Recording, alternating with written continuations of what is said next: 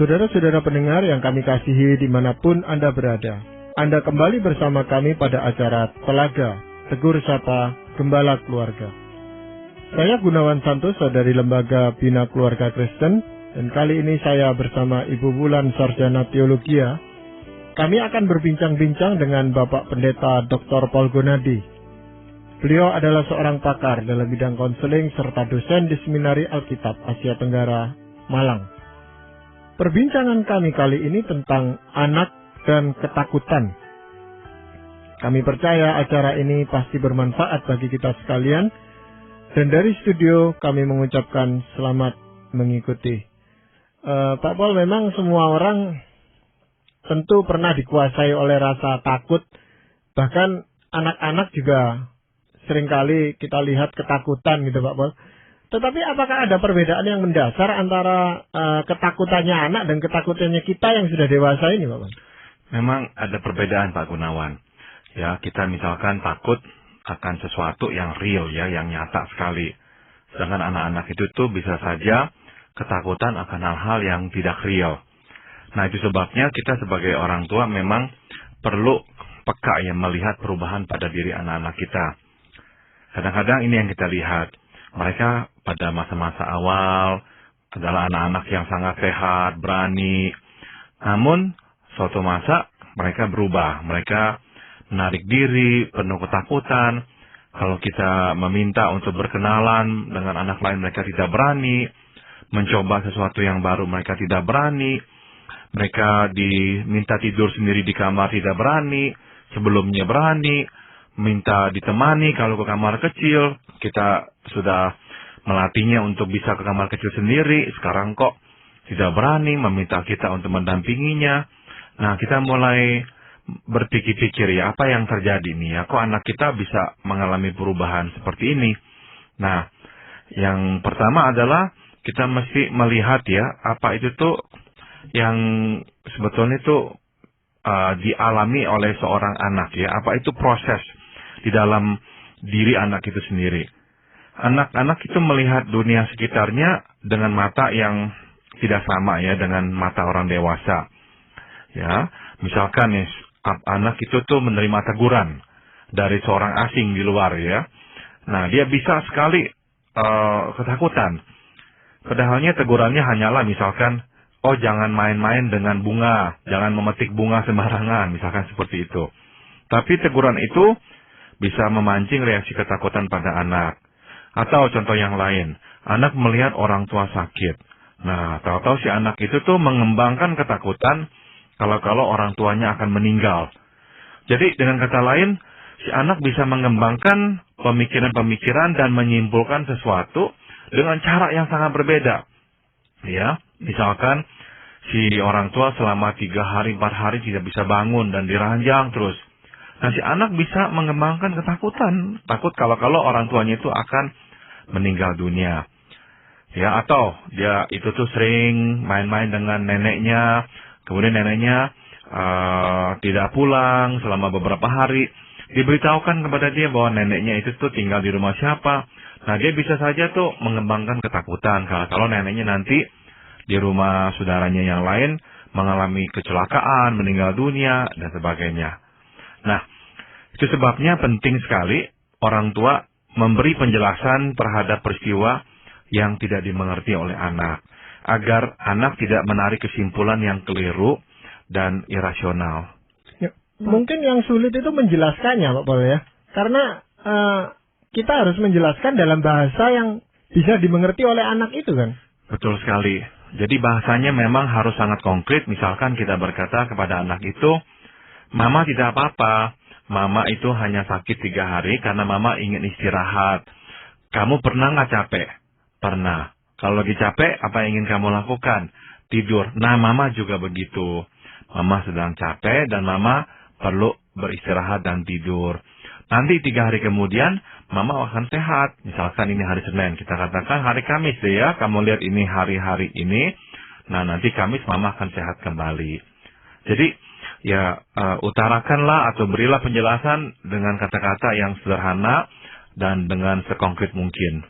Papa, penjelasan tadi berarti kalau saya mengerti itu dunia sekitar atau lingkungan sekitar anak itu sangat mempengaruhi bagaimana anak bereaksi ya, takut atau enggak. Nah, pertanyaan saya, Papa, kalau seorang anak hidup di tengah-tengah keluarga, misalnya orang tuanya sedikit-sedikit ketakutan gitu, untuk hal-hal kecil juga takut begitu, itu dampaknya bagaimana pada anak tersebut, Papa? Saya kira langsung ketakutan orang tua itu tuh akan tertransfer, dipindahkan pada si anak. Jadi orang tua yang memang mencemaskan banyak hal, cenderung ya menularkan kecemasannya itu pada anak, sehingga si anak pun pada akhirnya nanti mencemaskan banyak hal. Jadi saya setuju ya dengan pengamatan Ibu Wulan, memang ada pengaruhnya. Ada bedanya nggak, Papa? Kalau orang dewasa kan kita membedakan antara kecemasan dan ketakutan begitu ya. Antara maksudnya hal yang real atau nggak real kan itu membedakan. Nah, kalau untuk anak apakah itu semua jadi sama karena mereka memang belum bertumbuh sebagai masa kompleks orang dewasa atau bagaimana, Papa? Saya kira pada usia yang lebih muda memang ketakutan anak lebih irasional, lebih kekurangan data objektivitasnya. Tapi pada masa anak lebih dewasa ya, misalkan sudah mulai menginjak usia 9-10 tahun, seyogianya ketakutan anak itu tuh lebih real ya, sehingga kita katakan ya memiliki objek yang bersentuhan dengan realitas. Ya, Papa, makin anak itu besar kan dia mulai bisa membaca, dia nonton TV dan sebagainya, Pak Pol ya. Nah, kita juga tahu bahwa melalui bacaan, melalui TV itu kadang-kadang ada pengaruh yang negatif gitu, karena ditakut-takuti setan dan tokoh-tokoh yang fiktif, yang menakutkan gitu. Itu pengaruhnya seberapa besar, Pak Pol? Pengaruhnya besar, Pak Gunawan. Saya telah ya menemukan beberapa kasus orang dewasa yang sampai dewasa ya memiliki ketakutan. Dan ternyata mereka mengalami ketakutan itu tuh sejak kecil.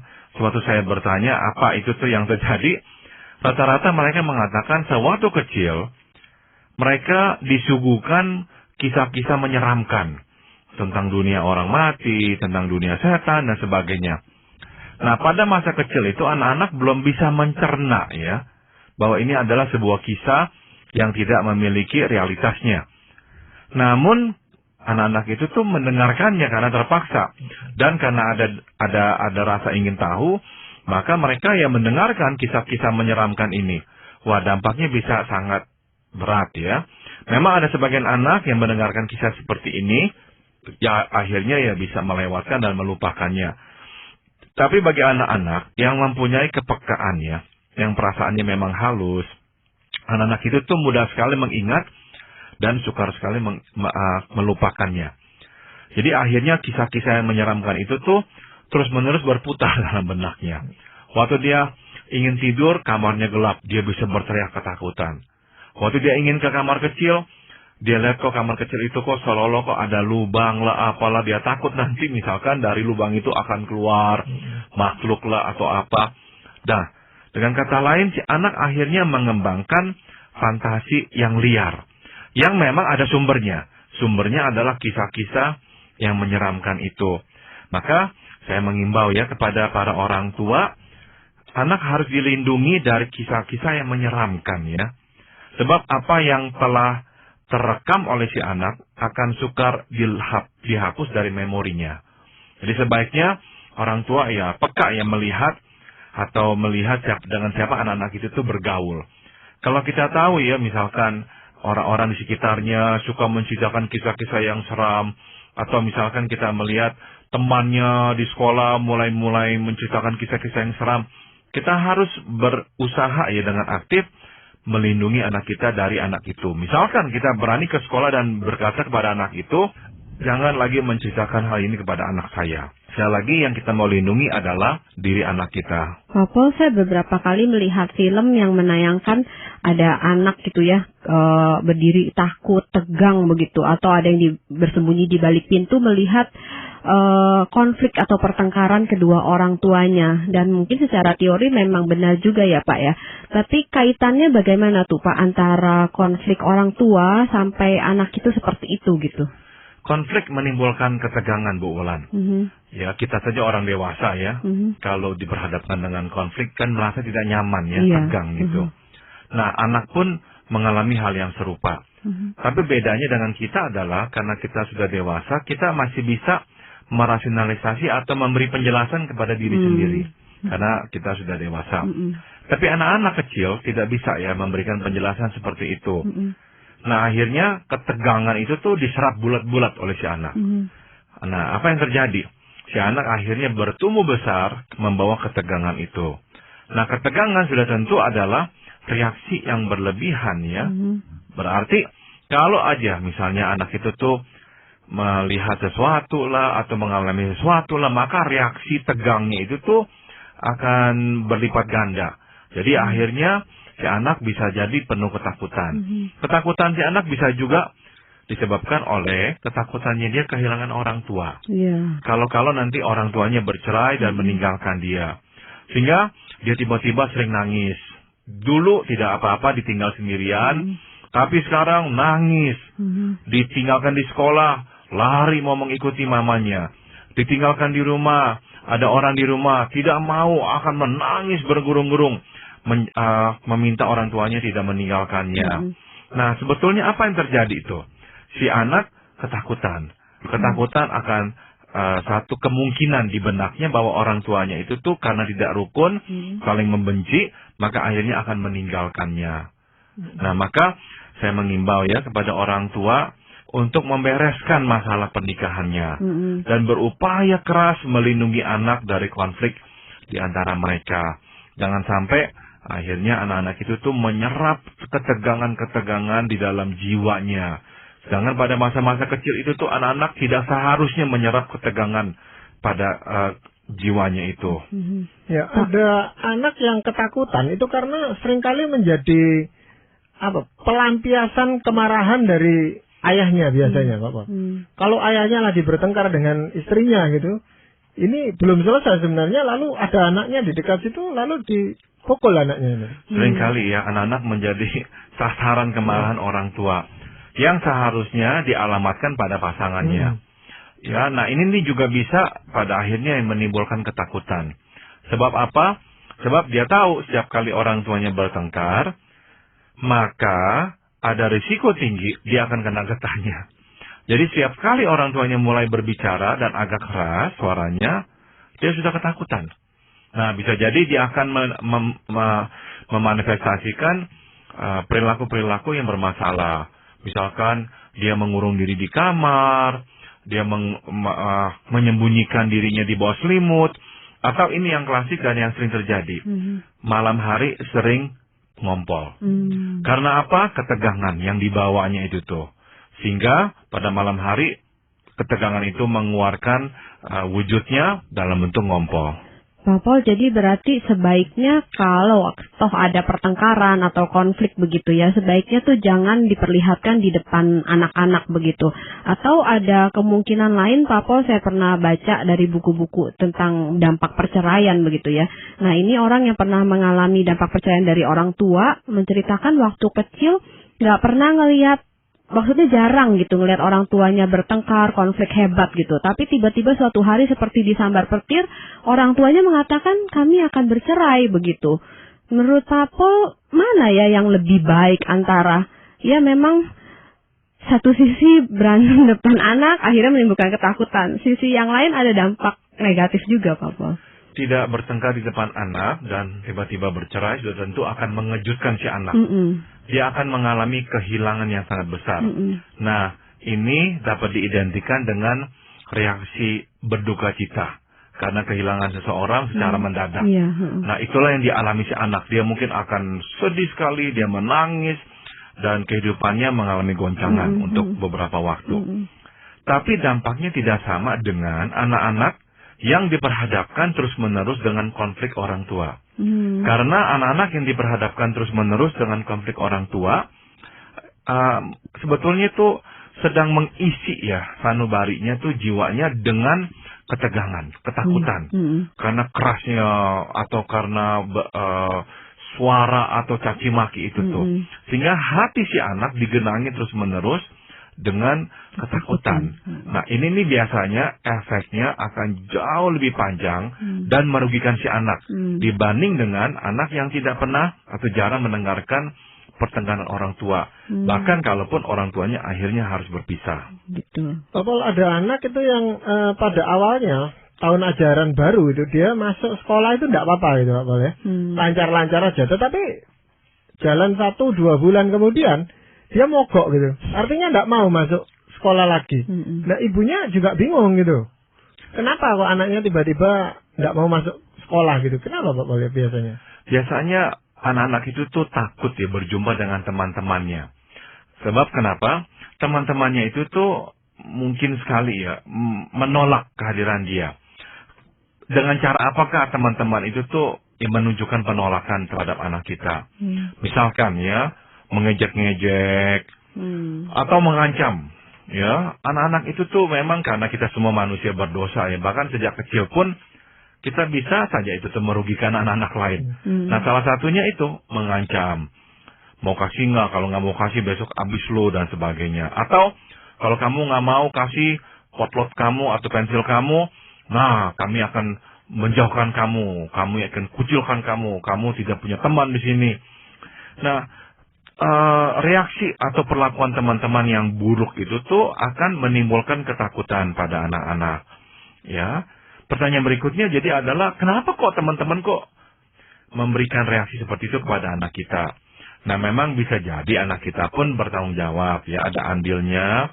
Ya, misalnya anak kita itu tuh membangkitkan kemarahan, ya, memberikan sikap-sikap yang jelek kepada teman-temannya sehingga anak kita dikucilkan. Tapi bisa jadi juga anak kita tidak punya salah apa-apa. Namun anak kita menunjukkan perbedaan secara penampilan. Misalnya fisiknya. Teman-temannya tinggi-tinggi. Nah dia kecil, tidak tinggi. Sehingga akhirnya jadi bulan-bulanan temannya. Teman-temannya suka berolahraga. Misalnya melentak lari lah, tak umpet lah, sepak bola lah.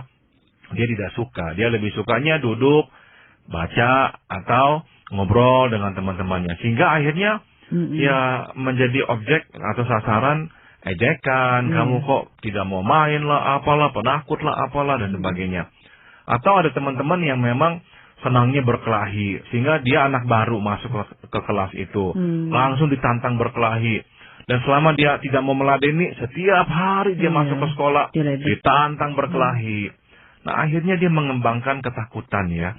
Karena besok dia harus berjumpa dengan teman-teman yang menganiayanya itu. Sebabnya lah saya mengimbau kepada orang tua ya. Kita perlu menjalin komunikasi yang baik dengan anak. Tanpa menyalahkannya. Agar ia berani bercerita tentang lingkungannya. Ada kalanya tuh kita tuh dengar anak kita menuturkan pengalaman di sekolahnya bahwa ada teman-teman yang mulai jahat kepadanya. Bukannya kita bersimpati dengan anak kita, malah kita memarahinya. Kamu penakut, masa begitu saja kamu diam, lawan, kamu beritahu guru kamu, dan sebagainya. Atau orang tua berkata, pokoknya besok papa mama akan ke sekolah, kami akan beritahu guru kamu. Nah, si anak makin ketakutan. Sebab dia berpikir, kalau papa mama datang, ngomong dengan guru, guru tegur temannya, setelah itu kan temannya bebas membalas kepada dia. Orang tuanya tidak ada di situ. Gurunya tidak selalu bisa melihat dia. Dia makin ketakutan. Akhirnya si anak tidak berani cerita kepada orang tua. Apapun pengalaman buruk seperti apapun yang dialami di sekolah, dia simpan sendiri. Tapi dia makin takut. Kecuali dia berhasil melawannya. Barulah tumbuh keberanian. Tapi kalau dia tidak bisa melawannya, ya berarti dia setiap hari masuk ke sekolah akan dirundung oleh ketakutan itu. Bapak, kalau tadi kan pengaruh dari teman-teman yang setara gitu ya. Ada nggak pengaruh dari guru itu sendiri? Misalnya suatu hari entah dia salah atau tidak salah gitu, dia dihukum gitu. Sampai besokannya dia nggak berani sekolah gitu tiba-tiba. Atau pengaruh lain lagi gitu menurut Bapak gimana? Saya kira besar sekali pengaruhnya Bu Wulan. Karena anak-anak itu tuh sebetulnya setiap hari diperhadapkan dengan tekanan ya, tekanan akademik. Karena setiap hari ya dia sekolah, dia akan mendapatkan penilaian. Berarti apa? Dia bisa berhasil, dia bisa juga gagal ya. Kalau kebetulan dia berhasil, dia bisa mengatasi tuntutan akademik, dia tidak apa-apa. Tapi kalau misalkan dia tidak bisa mengatasi tuntutan akademik itu, wah, itu akan mencemaskannya. Mm-mm. Setiap hari dia ke sekolah, dia takut. Iya. Dia takut nanti gurunya akan tanya, dan dia tidak bisa jawab. Dia bungkam, mukanya memerah, malu. Belum lagi kalau kadang-kadang teman-temannya mulai ketawa-ketawa, dia nggak bisa jawab. Nah, apalagi kalau gurunya, misalkan kurang profesional, kurang dewasa, malah mempermalukan anak itu, yang tidak bisa menjawab dengan benar. Makin dia ketakutan. Nah, akhirnya setiap hari dia ke sekolah, dia akan minta-minta kepada orang tuanya untuk ditemani. Atau dia malah mogok ke sekolah. Sebab masalahnya adalah dia takut sekali dipermalukan. Dengan kata lain kita bisa simpulkan, Bu Wulan, bahwa ketidakbisaan dan ketidakberdayaan itu merupakan perasaan yang menakutkan. Jadi suatu anak membayangkan, saya tidak bisa ini, atau saya tidak berdaya nih, dan saya harus menghadapi ketidakbisaan dan ketidakberdayaan itu. Wah, itu mencekam sekali, itu sangat menakutkan. Ya sama seperti kita orang dewasa, kalau kita bekerja di sebuah tempat di mana kita dituntut hal-hal yang tidak bisa kita lakukan. Setiap hari kita ingin kerja, saya kira kita akan cemas. Kita tidak berdaya mengubahnya, tapi kita harus hadapi. Wah, ilah, itu sangat-sangat menekan kita. Nah, inilah yang kadang-kadang juga dialami oleh anak-anak kita. Itu sebabnya saya menghimbau kepada orang tua. Orang tua harus peka dengan kondisi anak, agar tidak memaksakan anak masuk ke sekolah yang memiliki tuntutan di atas kemampuan anak. Jadi kalau kita tahu anak kita memang tidak sanggup memenuhi tuntutan di sekolah tersebut, daripada anak kita merana, lebih baik kita pindahkan ke sekolah yang memang lebih sesuai dengan kemampuannya. Sehingga waktu dia ke sekolah di pagi hari itu, dia akan memiliki kepercayaan diri bahwa dia bisa menghadapi tuntutannya. Nah, Pak Paul, ada beberapa orang itu yang memang punya ketakutan itu yang berlebihan, yang kita kenal dengan fobia itu. Nah, itu apakah sejak kecil bisa menyerang anak itu? Bisa. Jadi misalkan anak-anak itu tuh pernah satu kali misalnya dia lagi duduk-duduk, tenang, tidak siap. Kemudian melihat ular keluar. Dan dia sangat takut sekali karena ular itu tuh dekat dengan dia. Dia berteriak, dia nangis ketakutan. Tapi akhirnya bisa ditolong, ular itu dihalau. Nah, tapi ingatan tersebut tuh cukup untuk memberikan trauma dalam jiwanya. Sehingga setiap kali dia melihat ular, dia ketakutan. Nah, lama-lama trauma itu memang bisa berkembang. Kalau misalkan tidak sembuh, berkembangnya seperti apa? Setiap kali dia melihat ada sepertinya benda panjang dan melilit, dia akan ketakutan. Sebab dia akan identikan itu dengan ular. Atau yang klasik yang sering kali dialami oleh anak-anak adalah takut akan kegelapan. Nah, misalkan orang tuanya salah menghadapinya. Waktu anak itu menangis, karena mungkin tadi yang kita sudah bahas karena fantasinya lah, yang irasional dan sebagainya. Dia ketakutan dan dia menangis. Orang tua datang bukan menghibur, menemani, malah memukuli si anak misalnya. Memarahi si anak karena mengganggu adiknya tidur dan sebagainya. Nah, itu bisa menimbulkan luka yang dalam pada si anak dan membuat dia tambah ketakutan dengan kegelapan. Setiap kali malam itu tuh lampu dimatikan, dia ketakutan luar biasa dan dia harus tidur dalam ketakutan. Nah, itu dia akan bawa untuk waktu yang sangat lama. Bisa jadi sampai usia dewasa pun kalau tidur, lampu harus tetap menyala. Karena dia sudah mengembangkan ketakutan irasional alias fobia terhadap kegelapan itu. Pak Paul, akhir-akhir ini di mana-mana kan banyak terjadi kerusuhan begitu ya Pak. Itu sebenarnya kalau pasca kerusuhan itu ada dampak besar nggak sih terhadap anak-anak? Biasanya kita kan yang kita perhatikan kebanyakan orang dewasa ya begitu. Ya, anak-anak kayak nggak terpikir begitu. Apa dampaknya nih kerusuhan atau kebakaran atau apa gitu. Satu peristiwa-peristiwa yang besar begitu Pak Paul. Sangat bisa. Karena seperti tadi yang kita bahas, anak melihat dunia sekitarnya dengan mata yang berbeda dari orang dewasa. Kita saja ketakutan dan kerusuhan. Nah, anak-anak apalagi. Dia melihat keramaian, dia melihat orang berteriak, dia melihat api menjilat. Dia bisa mengembangkan ketakutan yang luar biasa besarnya. Karena dia berpikir ini pasti akan menyambar rumah kami, ini pasti akan juga menyerang rumah kami. Sehingga dari kecil dia sudah membawa ketakutan itu. Sehingga pada waktu besar misalkan ya, waktu dia bersama-sama dengan teman-teman lagi jalan-jalan, tiba-tiba dia melihat orang datang ramai-ramai. Dia bisa sangat lemah sekali, dia menjadi sangat ketakutan. Nah, dia sendiri tidak mengerti kenapa begitu. Nah, bisa jadi itu disebabkan oleh peristiwa yang awal itu. Iya. Nah, Bapak, kita sebagai orang tua tentu dituntut untuk memahami akan ketakutan anak ini. Tetapi apakah ada firman Tuhan itu yang bisa memberikan bimbingan kepada kita dalam hal ini, Bapak? Ada firman Tuhan di Amsal 15 ayat 33 yang berkata, takut akan Tuhan adalah didikan yang mendatangkan hikmat. Nah, jadi anak-anak itu tuh perlu dididik untuk takut akan Tuhan. Dan berani menghadapi apapun, ya. Jadi kita tanamkan, Tuhan perlu kita takuti. Selain dari Tuhan, kalau kita tahu kita benar, kita tidak perlu takut, ya. Ketakutan itu tuh mesti dihilangkan melalui pendampingan atau penyertaan. Jadi, ya jangan kita itu tuh memarahi si anak suatu dia takut. Atau menambahkan ketakutan si anak dengan ancaman kita. Itu tidak menyelesaikan masalah. Justru kita mau menekankan kepada si anak bahwa Tuhan besertamu. Dan papa mama juga akan mau menyertaimu. Nah, penyertaan Tuhan dan penyertaan orang tua, itu tuh yang harus kita berikan kepada anak-anak. Sehingga dia berani menghadapi apapun yang menjadi ketakutannya. Kita selalu ingatkan Tuhan melihat. Tuhan memandang. Tuhan bersama meskipun tidak bisa kita melihatnya dengan kasat mata. Nah, hal seperti itu tuh makin menghibur dan memperkuat si anak. Ya, pengertian takut akan Tuhan sendiri itu menumbuhkan rasa hormat terhadap Tuhan gitu, Pak Paul. Betul, hormat kepada Tuhan dan takut terhadap dosa karena Tuhan nanti melihat dan mengawasi. Jadi itulah yang kita tekankan kepada anak. Sehingga anak-anak sejak kecil sudah mulai mempunyai konsep yang jelas bahwa satu-satunya yang dia perlu takuti adalah Tuhan.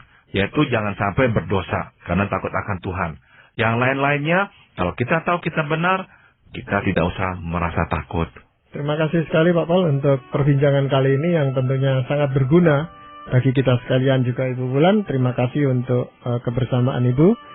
Dan para pendengar sekalian, kami mengucapkan banyak terima kasih bahwa Anda telah dengan setia mengikuti perbincangan kami dengan Bapak Pendeta Dr. Paul Gunadi dalam acara Telaga Tegur Sapa Gembala Keluarga. Kami baru saja berbincang-bincang tentang anak dan ketakutan. Bagi Anda yang berminat untuk mengetahui lebih lanjut mengenai acara ini, silakan Anda menghubungi kami lewat surat. Alamatkan surat Anda ke Lembaga Bina Keluarga Kristen atau LBKK, Jalan Cimanuk 58, Malang. Anda juga dapat menggunakan email dengan alamat telaga@indo.net.id. Kami mengundang Anda untuk mengunjungi situs kami di www.telaga.org. Saran-saran, pertanyaan, serta tanggapan Anda sangat kami nantikan. Akhirnya dari studio kami mengucapkan terima kasih atas perhatian Anda dan sampai jumpa pada acara Telaga yang akan datang.